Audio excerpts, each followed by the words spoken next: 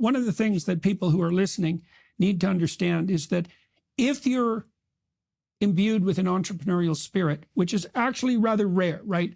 People like to think that everybody's a creator, everybody's creative, and that, you know, if you scratch deep enough into everyone's soul, you'll find someone who's entrepreneurial. And that's not true. It's actually quite rare.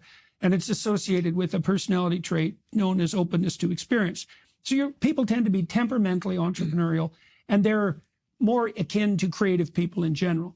Now, one of the things about being a creative entrepreneur is that if you're also conscientious and dedicated to your company's success, and if you're not, you're not going to succeed, you'll more or less do anything that's appropriate and effective to make your company work.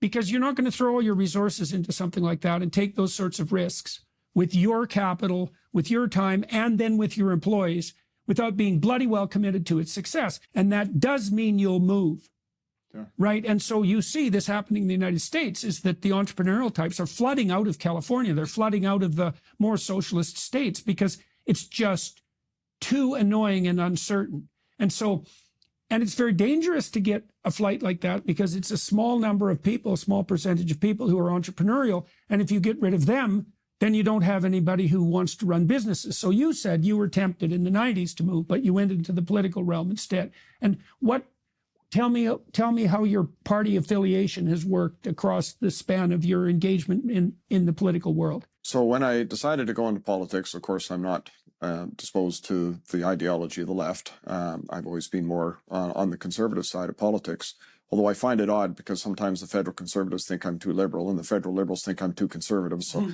who knows what all that means. But so I looked for the party that most aligned with where I was, which was at the time the BC Liberal Party. The BC Liberal Party was born out of the old Social Credit Party when the Social Credit Party collapsed in 1991.